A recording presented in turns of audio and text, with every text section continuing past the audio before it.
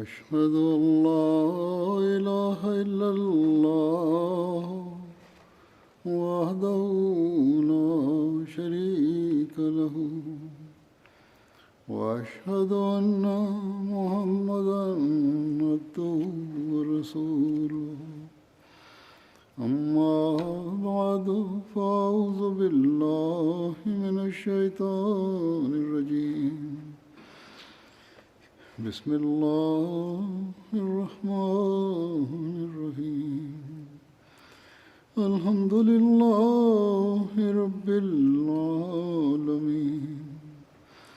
الرحمن الرحيم مالك يوم الدين إياك نعبد وإياك نستعين اهدنا الصراط المستقيم صراط الذين أنعمت عليهم غير المغضوب عليهم ولا الضالين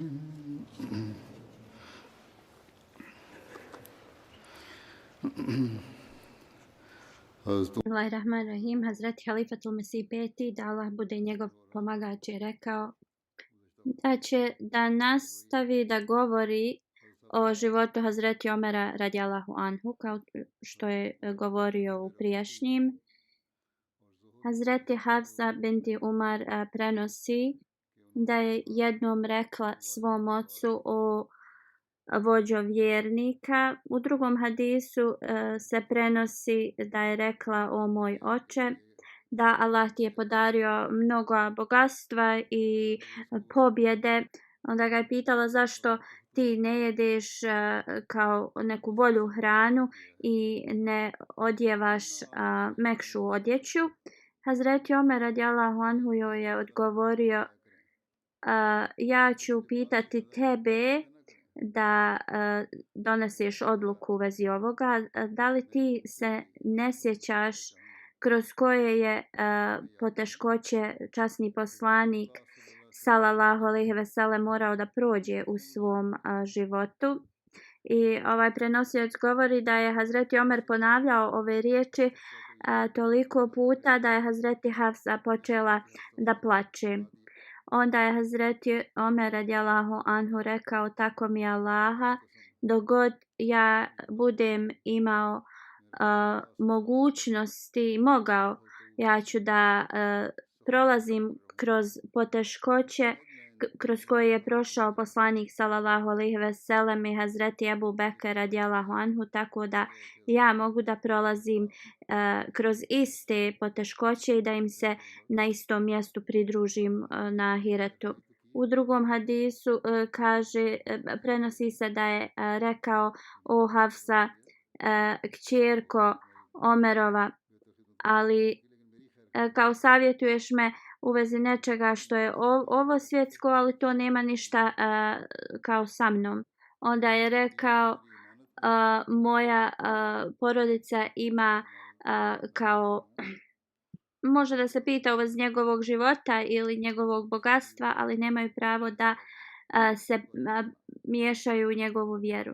Drugim riječima, da jednostavno oni nemaju pravo da se miješaju u vezi načina na koji on svoj život živi. Hazreti Ikrima bin Halid prenosi da je Hazreti Hafsa, Hazreti Abdullah govorili Omeru radijallahu anhu da jede bolju hranu, tako da on bude kao snažniji, da se bori na Allahovom putu i upravlja umet. Hazreti Omer radijallahu anhu je na ovo odgovorio: da li vi imate svi ovakvo mišljenje? Svi su odgovorili da. Onda je Hazreti Omer radijallahu anhu rekao: onda ja shvatam da vi se brinete u vezi moga zdravlja. ali je rekao moji prijatelji, misleći na poslanika sallallahu alejhi ve sellem i Abu Bekra radijallahu anhu, ostavio sam ih na ovakvom putu i ja ću tako vraćam tim putem poteškoća tako da ih mogu da se sretnem s njima na istom mjestu na ahiretu. Hazreti Muslim Maud govori da era u toku poslanika sallallahu alejhi ve sellem mi iz toga možemo da naučimo veliku lekciju i naređenja koja je on dao muslimanima. Bila je praksa poslanika sallallahu alejhi ve sellem da ne prave više od jednog jela i također je ovo savjetovao druge. Hazret Muslim Maud dok je govorio u vezi Tahrike Džadida, govorio je u vezi ovoga. Hazret Muslim Maud radijallahu anhu je dalje rekao da uputa časnog poslanika sallallahu alejhi ve sellem je bila da se ne pravi više nego jedno jelo i toliko je to savjetovao da su mnogi ashabi se striktno pridržavali ovoga. Jednom je sirće i so bilo stavljeno ispred Hazreti Omara radijallahu anhu i on je rekao zašto su dva jela stavljena pred mene i rekao je da je poslanik sallallahu alejhi ve sellem rekao da jedna hrana se stavlja. A rečeno mu je da ovo nisu dva različita jela, da oni pomiješaju to sirće i so i to postaje jedno jelo. Kako god Hazreti Omer radijallahu anhu je rekao ne, ovo su dva različita jela.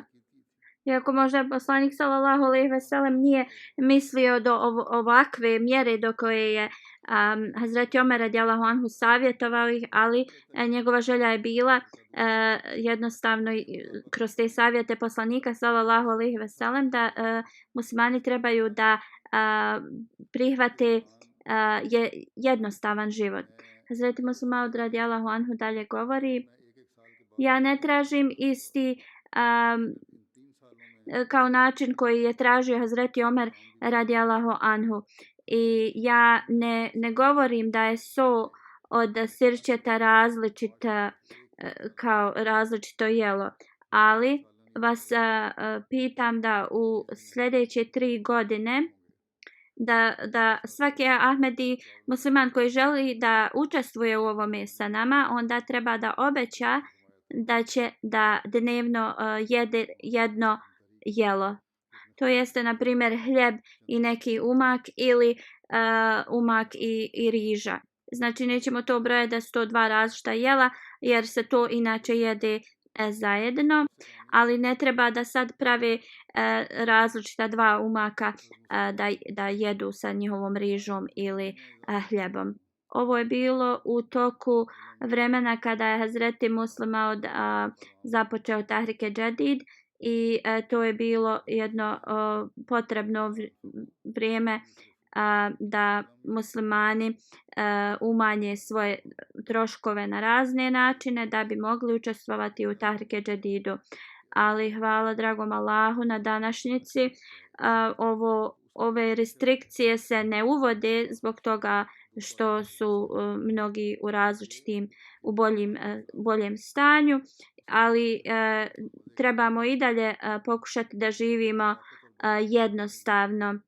Hazreti Muslim Maud radijallahu anhu kaže da Allah dželešanuhu kaže da osoba ako želi da postane pravi sluga Allahov, onda je za njih vrlo podmorajuće da uzmu dva faktora u trošenju svoje imovine.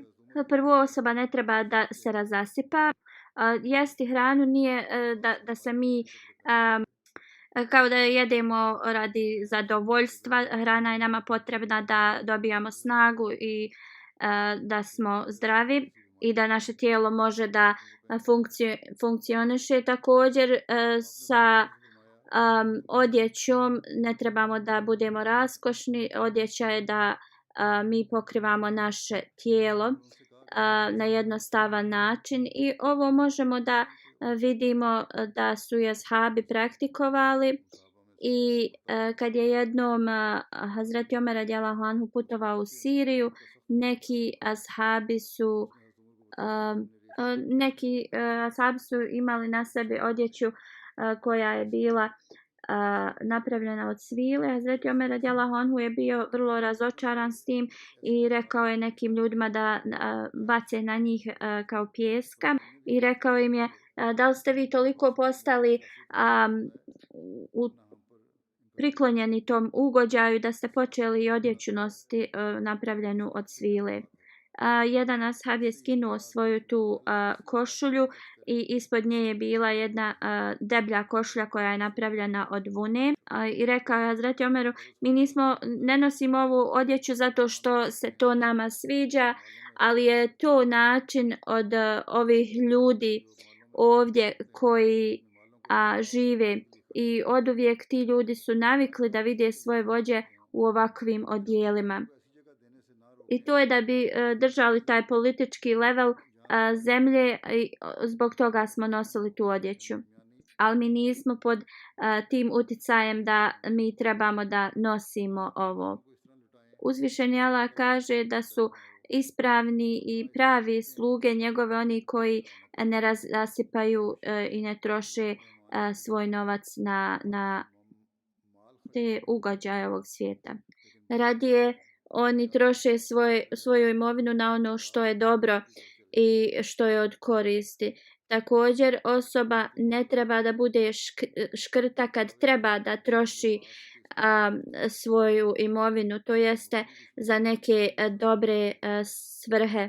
Znači osoba ne smije trošiti svoju imovinu protiv Allahovog zadovoljstva, ali trebaju da troše imovinu na Allahovom putu u dobre stvari. I ovo je vrlo potrebno da bi postigli Allahovu milost. Kako god neki ljudi ili troše mnogo ili su škrti. Hazreti Omer radijallahu anhu je bio toliko protiv odjeće koja je bila vrlo elegantna i vrlo skupa i nije volio ni da vidi zarobljenike u takvoj odjeći. Ovo se spominje u vezi perzijskog komadanta Hurmazana detaljno. Iako sam ovo spomenuo detaljno, spomenut ću neke sad detalje ukratko. Rečeno je kada su zarobili, kada se Hurmazan predao muslimanima, on je bio poslan kod Omera radijallahu anhu u Medinu, ali prije nego što je ušao u Medinu, muslimani su mu skinuli njegovu odjeću od svile, tako da može doći pred njih. Kada je Hurmazan došao kod Hazreti Omera radijallahu anhu, Hazreti Omer je pitao je li to Hurmazan, ljudi su rekli da. I onda je Hazreti Omer radijallahu anhu gledao u njega i govorio tražim zaštitu kod gospodara od vatre nekoliko puta. Onda je Hazreti Omer rekao da on neće s njim razgovarati dok mu ne skinu sav taj nakit i svilenu odjeću. I kad su to uradili, onda je Hazreti Omer radijallahu anhu razgovarao s njim. Hazreti Urva bin Zubeir prenosi da je vidio Omera radijallahu anhu kako nosi vodu u koži na ramenu i rekao mu je o vođo vjernika, ovo ne priliči tebi.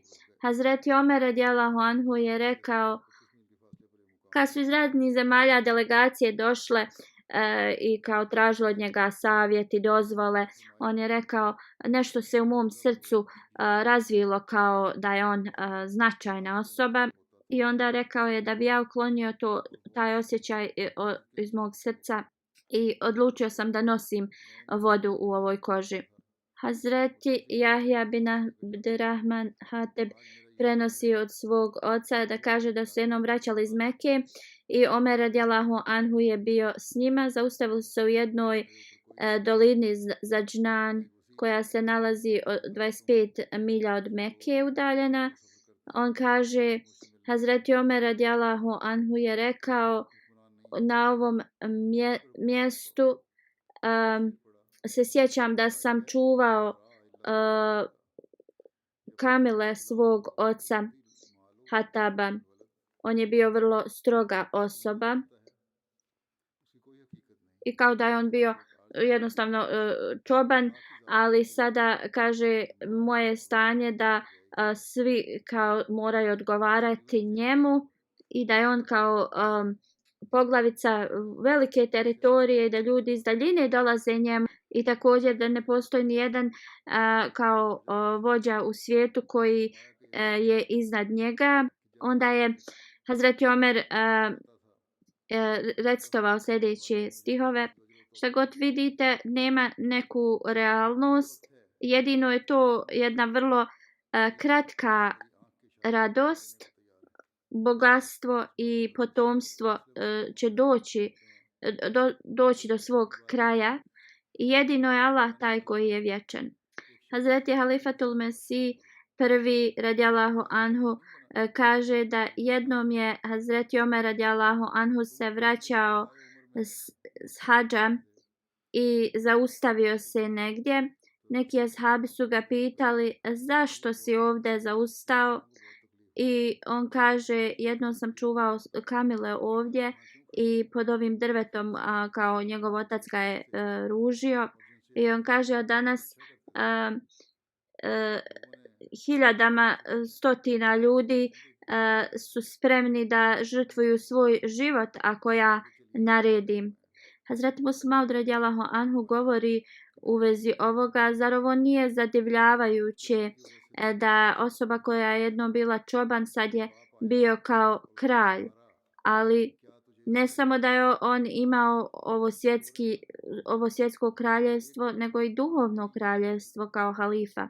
Hazreti Muslih Maud navodi isti ovaj incident i kaže da kada se vraćao Hazreti Omer radijallahu anhu sa hadža iz Mekke, stao je u ovoj dolini i niko se nije usuđivao da ga pita zašto je zastao na toj vrućini tu.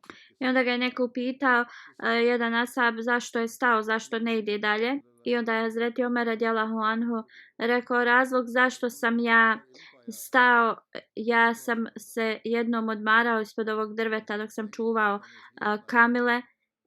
Moj otac je došao i udario me i rekao, jesam te poslao da sjediš ispod drveta. I kao takvo je bilo moje stanje, ali posle prihvatanja poslanika sallallahu alejhi ve sellem, Allah dželešanuhu mi je dao status da ako danas naredim da hiljadama ljudi trebaju da se bore, oni bi jednostavno svi pristali i kao žrtvovali bi svoj život. I možemo da vidimo kroz ove primjere kako ljudi kakav je njihov život bio prije Islama i prihvatanja poslanika sallallahu alejhi ve sellem i kako se promijenio njihov život poslije. Hazreti Muslih Maud radijallahu anhu je rekao, razlog zašto sam ja ovo naveo jeste da mi razmislimo o tome. Osoba koja je bila čoban, on je dobio i duhovni i ovo svjetsko znanje i trebamo da razmislimo da jednom je Hazreti Omer radijallahu anhu čuvao, znači bio čoban, ali s druge strane ljudi iz Europe koji imaju toliko znanja i znači školovani su, koriste neke stvari koje je Hazreti Omer radijallahu anhu započeo kao jedan veliki vladar i oni hvale način na koji on vladao. Na primjer, ako isto pogledamo na Hazreti Ebu Bekra koji je bio jedan trgovac, na današnjici možemo da shvatimo koliko je on bio intelektualan, ali to je znači sve crpio to znanje i inteligenciju iz časnog Kur'ana, jer osoba koja jednostavno očisti svoje srce, onda vrata znanja su otvorena njihovim srcima. Znači svaka osoba treba da čita časni Kur'an, da razmišlja o časnom Kur'anu. Onda hadis od Džubeir bin Hubej koji prenosi, kaže da ljudi su došli kod Hazreti Omara radijallahu anhu i rekli su: o vođo vjernika, stvarno nismo vidjeli osobu koja je pravednija od tebe i strožija prema licemjerima od tebe. I onda je rekli su mu da poslije poslanika sallallahu alejhi ve sellem da je on najbolji među njima. Onda je jedna osoba rekla: vidjeli smo zaista među nama bolju osobu od Hazreti Omara radijallahu anhu poslije poslanika sallallahu alejhi ve sellem. Onda je Hazreti Omer upitao: o Aufe, ko je ta osoba? On je odgovorio: Ebu Bekr. Hazreti Omer radijallahu anhu je rekao: rekli ste istinu, a osoba koja je prva izgovorila te riječi da je kao on najbolja osoba poslije poslanika sallallahu alejhi ve sellem, to je laž. A on je rekao: tako mi Boga, Ebu Bekr je bio čistiji od mirisa i naveo je da je on zasigurno nije kao Ebu Bekr radijallahu anhu. U jednom hadisu se prenosi da je Hazreti Omer i Hazreti Ebu Bekr radijallahu anhu nešto razgovarali i to je prešlo u argument i Hazreti Ebu Bekr je odlučio zato da ode, da se to ne bi eskaliralo, i kada je Hazreti Ebu Bekr pokušavao da ode, Hazreti Omer ga je držao za njegovu odjeću, govoreći: odgovori mi prije nego što ode. I dok je pokušavao da se otrgne od njega, mantil mu se poderao. Ebu Bekr radijallahu anhu je otišao tad kući. Hazreti Omer radijallahu anhu je razmišljao da će Hazreti Ebu Bekr otići poslaniku i žaliti se na njega, i onda ga je pratio da bi on mogao da kaže poslaniku kao svoje mišljenje. I kada je izgubio Hazreti Ebu Bekra iz vida, mislio je da je on otišao kod poslanika sallallahu alejhi ve sellem, i onda je otišao kod Hazreti Omer je otišao kod poslanika sallallahu alejhi ve sellem, ali Hazreti Ebu Bekr nije bio tu. I pošto je Hazreti Omer radijallahu anhu shvatio da je se pogrešno ponio prema Ebu Bekru radijallahu anhu, onda je rekao: Allahu poslaniče, uradio sam grešku, obhodio sam se prema Hazreti Ebu Bekru loše i nije njegova krivica. I kada je Omer radijallahu anhu otišao kod poslanika, neko je rekao Hazreti Ebu Bekru radijallahu anhu da je Omer otišao da se žali u vezi njega poslaniku sallallahu alejhi ve sellem, i onda je Hazreti Ebu Bekr mislio da treba da ode kod poslanika i da predstavi svoju stranu ovog problema.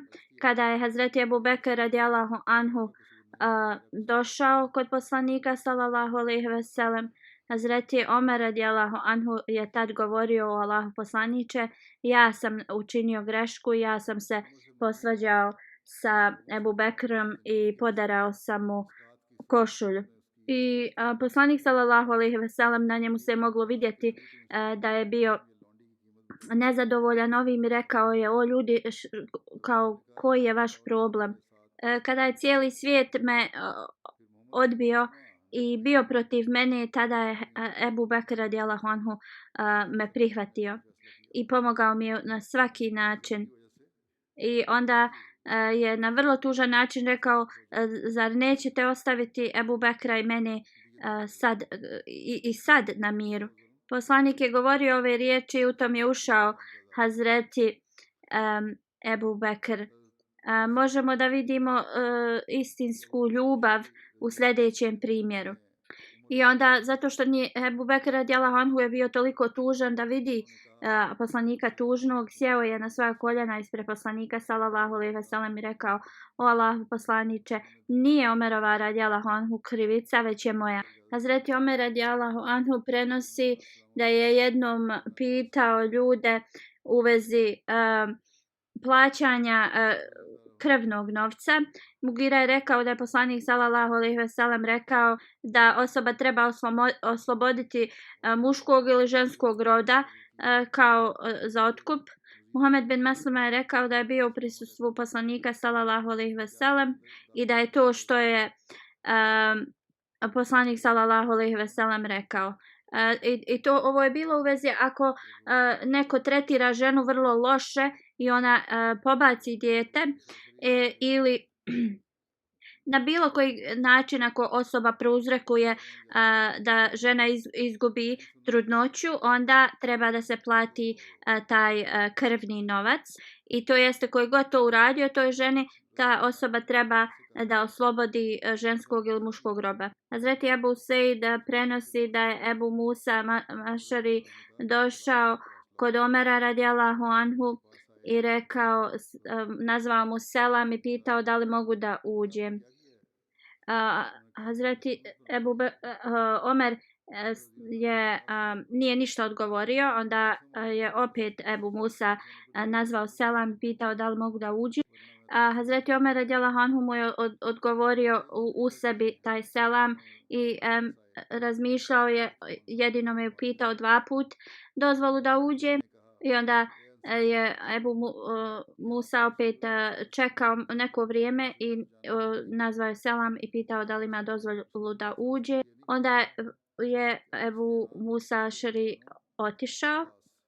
I onda je Hazreti Omer radijallahu anhu pitao čovjeka koji je bio stražar šta je Ebu Musa uradio. Oni su rekli da je otišao i onda je tražio da dovedu Ebu Musa i pitao ga je šta si uradio. Ebu Musa je rekao ja sam se ponašao prema sunnetu.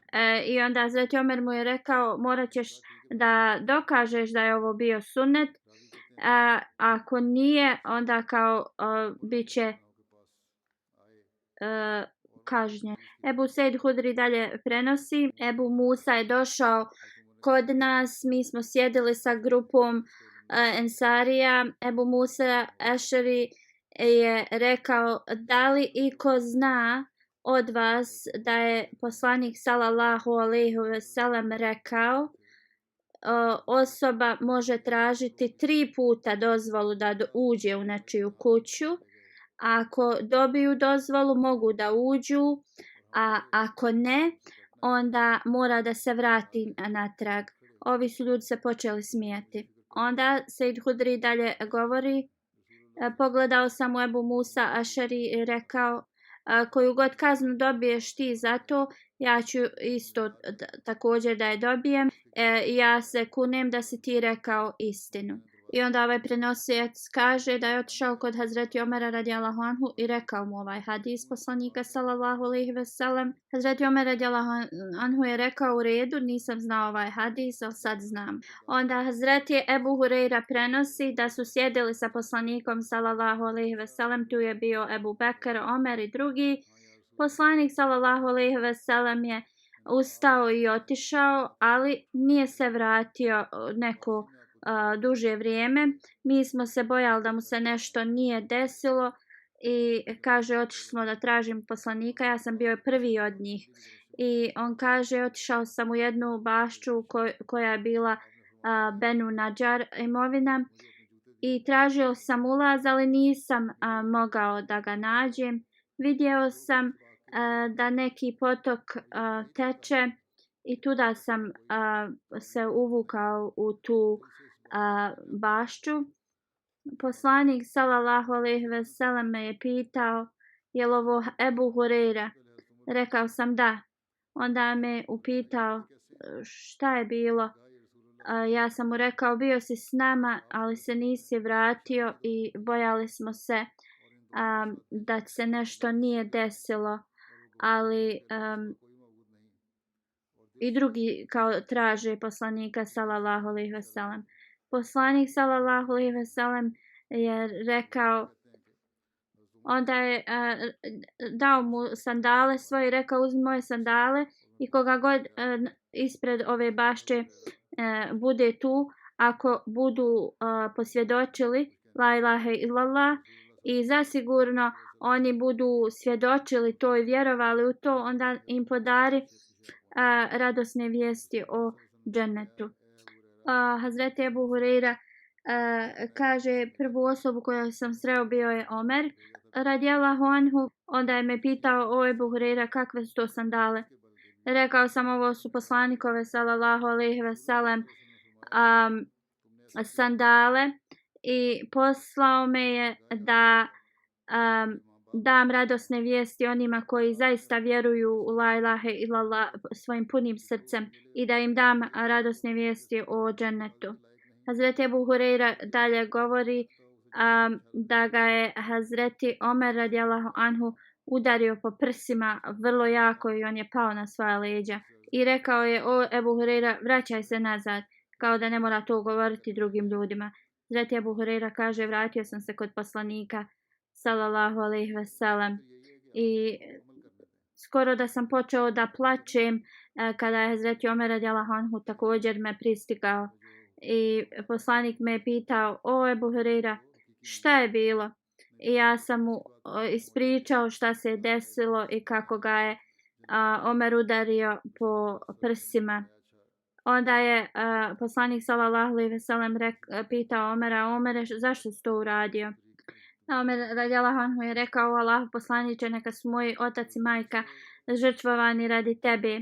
Da li si ti poslao Ebu Hureyra sa tvojim sandalama da govori drugima radosne vijesti o džennetu za one koji svjedoče da nema drugog Boga osim Allaha i koji imaju čvrstu vjeru u ovo? Poslanik sallallahu alejhi ve sellem je odgovorio da. Onda Hazreti Omer radijallahu anhu je rekao, molim te, nemoj to raditi, bojim se da će ljudi samo da vjeruju u ovo. Drugim riječima, jednostavno trebaju da oni rade sva naređenja od Allaha dželešanuhu i dobra djela i da postanu iskreni vjernici.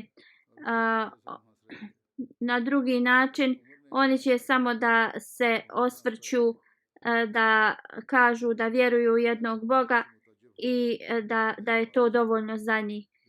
Poslanik sallallahu alejhi ve sellem je rekao, u redu. Hazreti Omer radijallahu anhu je imao vrlo pažljiv pristup ovome.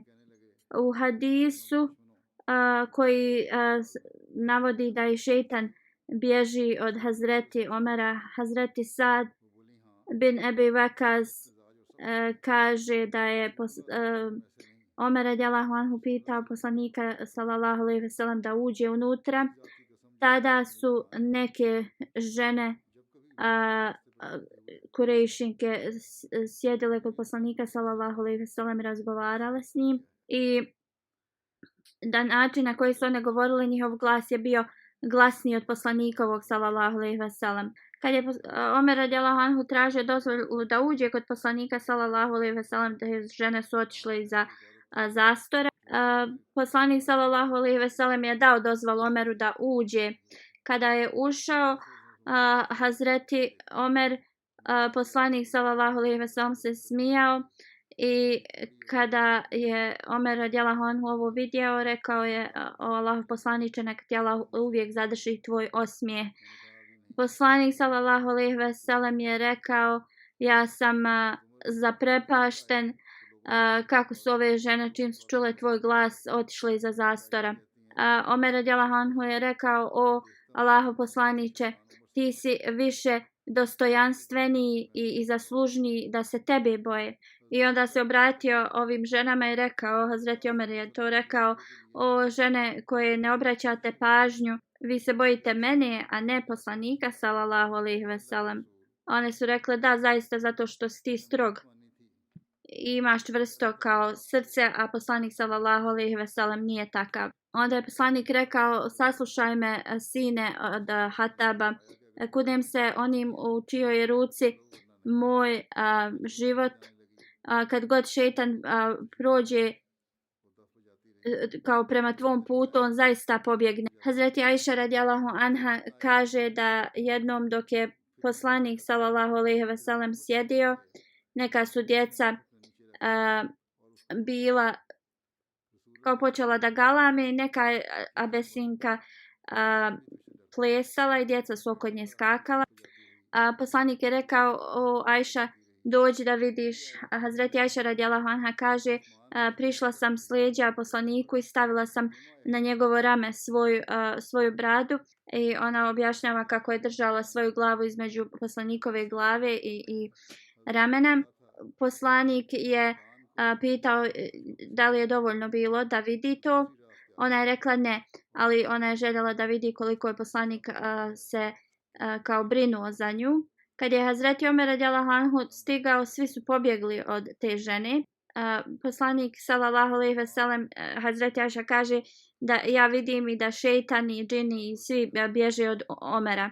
I Hazreti Ajša kaže da je i ona otišla nazad. Hazreti Burejda prenosi da jednom kad je poslanik se vratio sa ekspedicije, neka žena tamne put je došla s njima i rekla: o Allahov poslaniče, ja sam se kao zaklela da ako te Allah vrati nama, da će ona da kao da to obznani udarajući one bubnjeve. A poslanik je rekao: ako se zaklela, onda uradi to ili ne moraš. Onda je ona počela da udara u te bubnjeve. Kad je Hazreti Ebu Bekr došao, ona je i dalje udarala u taj bubanj. Onda je došao Hazreti Ali radijallahu anhu i ona je nastavila. Kad je Osman došao, također je nastavila. Ali kada je Hazreti Omer radijallahu anhu došao, onda je ona ostavila i sjela na taj bubanj. Onda je poslanik sallallahu alejhi ve sellem rekao: o Omere, i također šejtan se boji od tebe. I kaže: ja sam bio prisutan, ona je dalje svirala taj bubanj. Došao je Hazreti Ebu Bekr, Ali, Osman, nastavila je, ali čim si ti došao, prestala je. Obećani Mesija alejhi selam kaže da je poslanik rekao Omeru radijallahu anhu da ako šejtan prođe putem, bježi koji je kuda hoda Omer radijallahu anhu, šejtan pobjegne.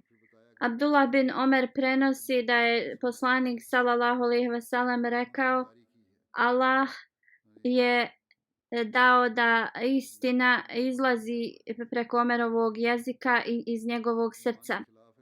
Hazreti Ibn Abbas prenosi od svog brata Fazela koji je rekao: čuo sam poslanika sallallahu alejhi ve sellem kako kaže da Omer bin al-Hatab ide uvijek gdje ja želim, a i ja s njim također. A posle mene gdje god Omer bin Hatab bude, tu će biti i istina prisutna. Hazreti Ali radijallahu anhu je jednom rekao da smo uvijek govorili kako istina uvijek teče iz Omerovog jezika i srca. Poslanik sallallahu alejhi ve sellem je pozvao Hazreti Ebu Bekra i Omera radijallahu anhu i rekao je da je dobio informaciju od Allaha da ljudi iz Mekke će da urade, da prekrše ugovor s njima i jednostavno da se kosi s našom vjerom, da mi ne budemo spremni i da ih napadnemo.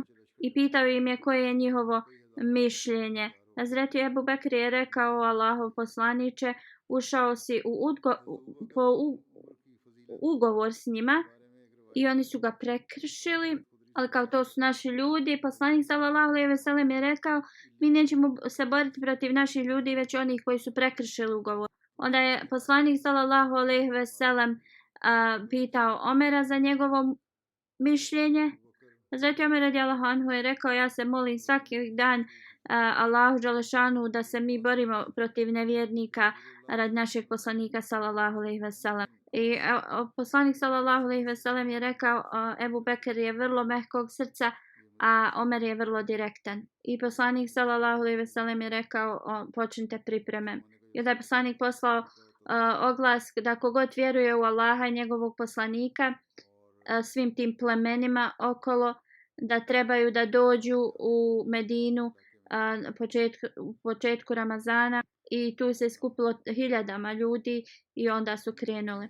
Hazreti Ebu Huseid Hudri prenosi da je poslanik sallallahu alejhi ve sellem rekao da oni koji imaju najveći status i oni koji će biti u džennetu su i ti ljudi kada budu u džennetu čitavo to mjesto će kao da sjaji od njih i među njima je kao će biti Hazreti Ebu Bekr i Omer. Oni su odlični ljudi. Ebu Usman prenosi da je poslanik sallallahu alejhi ve sellem postavio Umar bin Alasa kao komandanta armije u nekoj borbi. To je borba bila jedan dan hoda udaljen od Medine. Amir kaže, kad sam se vratio, pitao sam poslanika ko je njemu najdraža osoba. Poslanik sallallahu alejhi ve sellem je rekao Ajša. Onda sam ga pitao od muškaraca, a poslanik je rekao otac Ajšin. Onda sam rekao ko poslije. Poslanik sallallahu alejhi ve sellem je rekao Hazreti Omer. I onda je naveo još neke druge ljude. Hazreti Enes prenosi da je poslanik sallallahu alejhi ve sellem sjedio sa muhađirima i ensarijama i da su uvijek tu bili Ebu Bekr i Omer radijallahu anhu i nijedan ova grupa ljudi ne bi gledali u poslanika osim Omera i Ebu Bekra radijallahu anhu. Gledali bi direktno u poslanika i imali bi osmijeh na licima, a i on bi onda gledao njih i nasmijao bi se njima. Ibn Umar prenosi da je jednom poslanik izašao iz svoje kuće i bio je sa Ebu Bekrom i Omerom radijallahu anhu i ušli su u džamiju. Jedan je bio na desnoj, jedan na lijevoj strani i držao ih je za ruke i poslanik sallallahu alejhi ve sellem je rekao ovako ćemo na sudnjem danu da budemo oživljeni. I jedan isto hadis prenosi da je poslanik kad je vidio Omera i Ebu Bekra radijallahu anhu rekao da su to oči i uši. Džabir bin Abdillah prenosi da je Hazreti Omer radijallahu anhu rekao Ebu Bekru radijallahu anhu o ti koji si najbolji posle poslanika sallallahu alejhi ve sellem. Onda je Ebu Bekr rekao ako ti ovo govoriš onda ću da ti kažem da je poslanik sallallahu alejhi ve sellem rekao da sunce nije zasjalo ni na kome kao boljoj osobi od Omera. Ibn Umar prenosi da je poslanik sallallahu alejhi ve sellem rekao ja sam prva osoba koja će biti oživljena, onda Hazreti Ebu Bekr, Umar, pa onda ljudi iz Baki, pa onda ljudi iz Mekke. Abdullah bin Masud prenosi da je poslanik sallallahu alejhi ve sellem rekao da jedna osoba koja će biti u džennetu ide prema vama. Ebu Bekr je tad došao i poslanik je onda opet rekao jedan osoba koja će biti stanovnik dženeta dolazi vam i to je bio Hazreti Omer radijallahu anhu. Hazreti Enes radijallahu anhu kaže da je poslanik sallallahu alejhi ve sellem rekao da je Hazreti Ebu Bekr i Omer poglavice svih ljudi u džennetu osim poslanika. Onda još jedan hadis da je poslanik rekao posle mene slijedite Ebu Bekra i Omera. Ebu Sejd Hudri prenosi da je poslanik sallallahu alejhi ve sellem rekao svaki poslanik ima dva vezira u džennetu i na zemlji.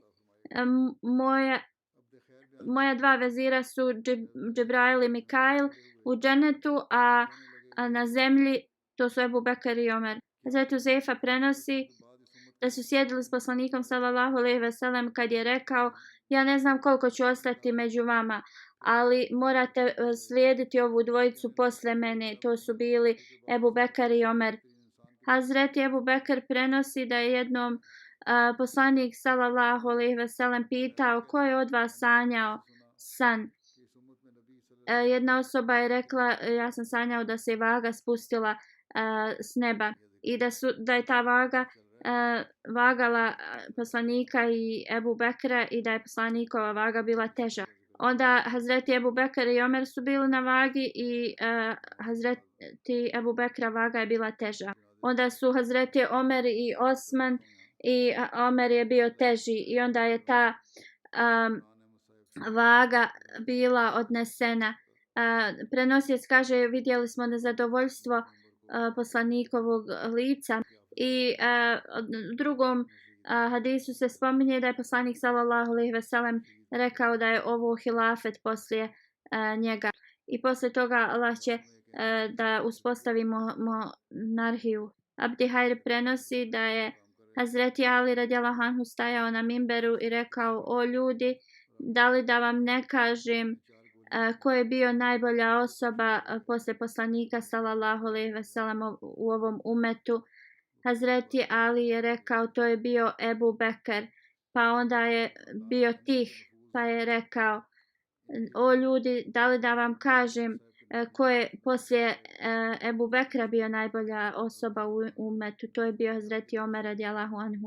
Nastavit ću da govorimo o ovim u budućnosti i ova tema o Hazreti Omeru će se nastaviti neko vrijeme. Sada ću da spomenem neke umrle i klanjaću im dženazu u odsustvu.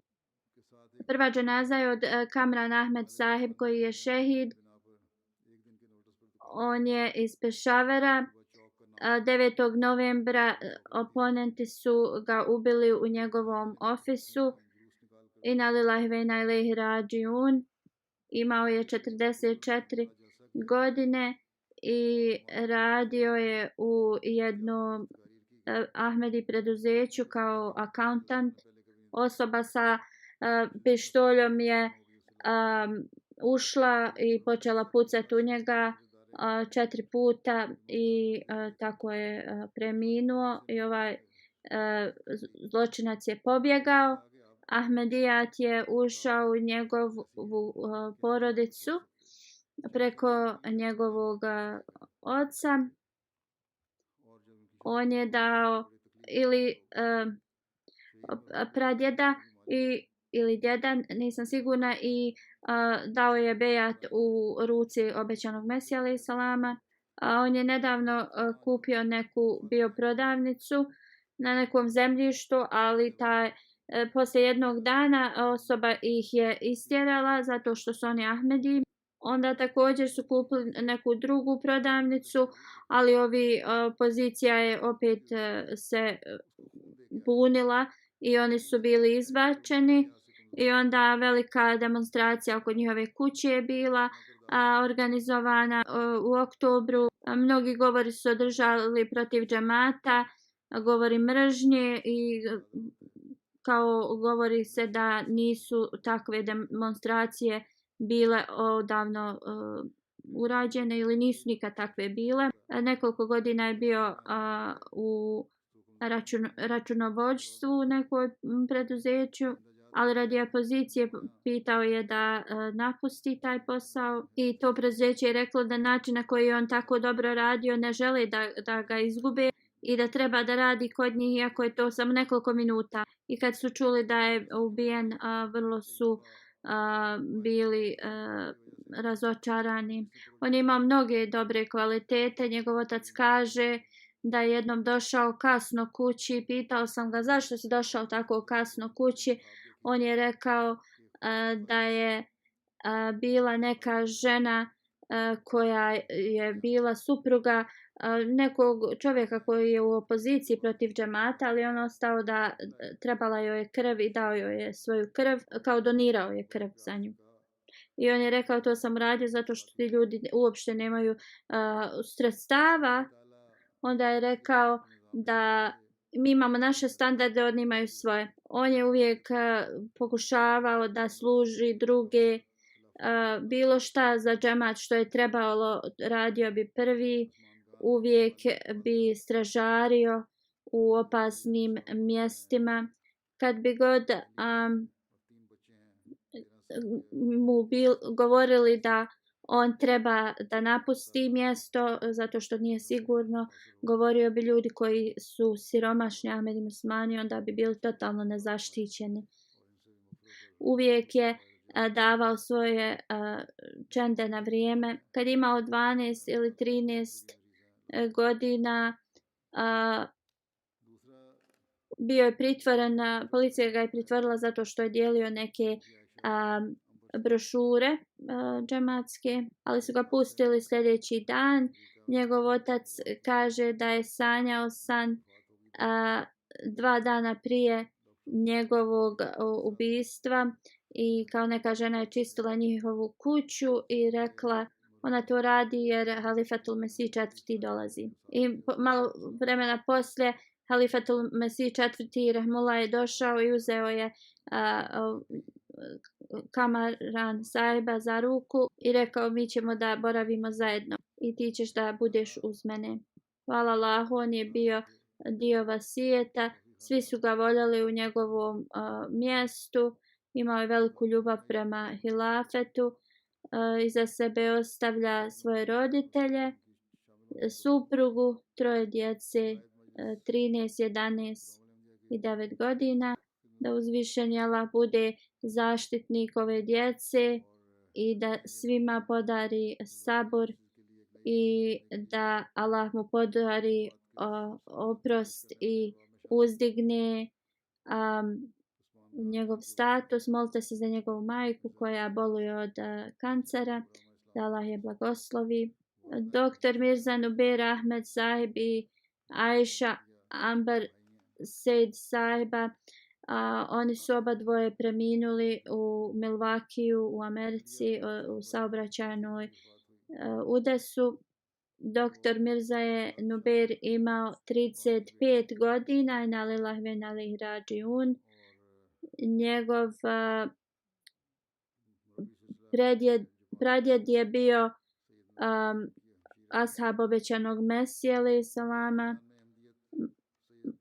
Njegova nana je bila kćerka od dr. Mastera Abdurrahmana Sahiba. Također pradjed po majci mu je bio ashab obećanog Mesija alejhi selama. Imao je mnogo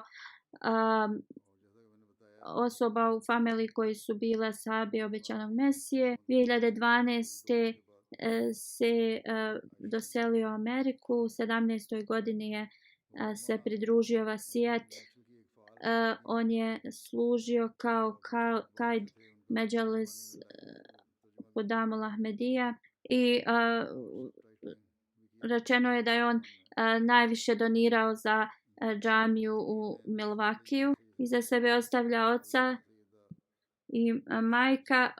Oni služe u Islamabadu džamatu, sestra Nadija i 2 braće.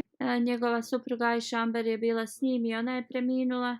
Otac joj je Sejd Shah iz Japana i sestra od Sejd Ibrahim koji je također misionar u Japanu. I kao što sam spomenula, ona je bila sa svojim mužem i preminula je 2 dana poslije. Ona je služila u MTA International i prevodila je na japanski jezik moje hudbe.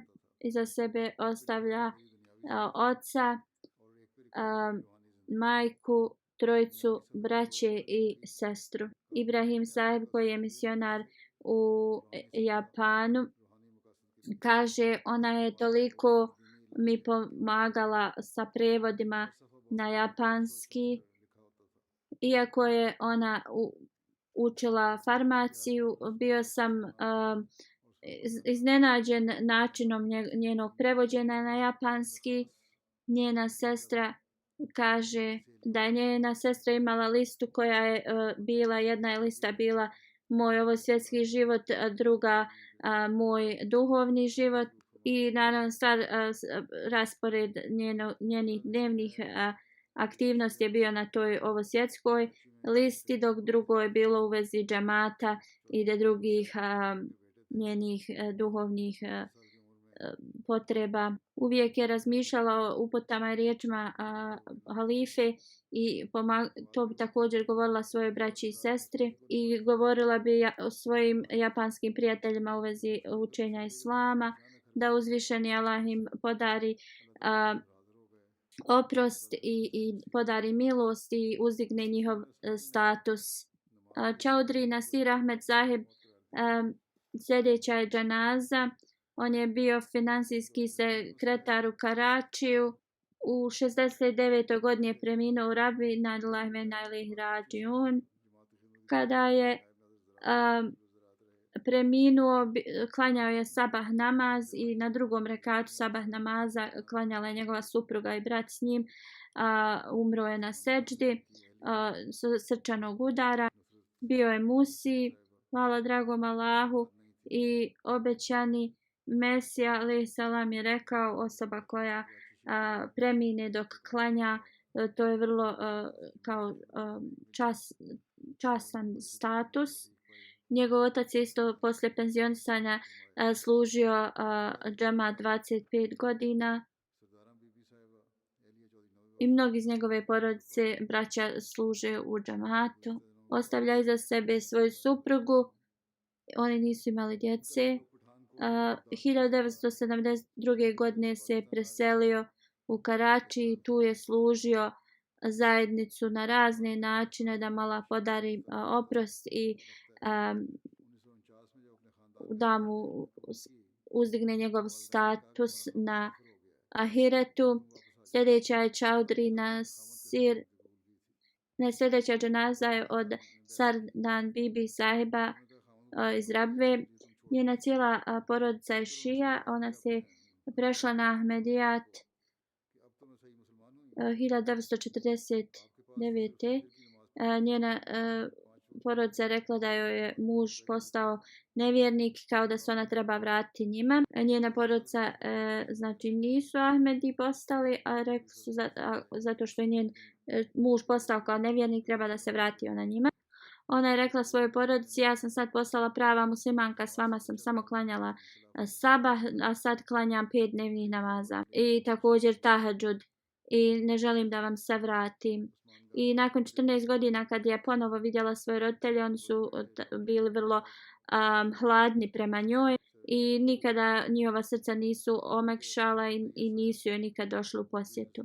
Ona je zaista volila zajednicu i bila je predana hilafetu. Brinula se za siromašne, bila je vrlo pobožna, iskrena, bila je musija, ostavlja 3 sina, 4 kćerke. Abdurrahim Sahib, najstariji sin, koji služi u Sierra Leonu 5 godina u Nusrat Jahan, i najmlađi sin joj je misionar u Kamerunu.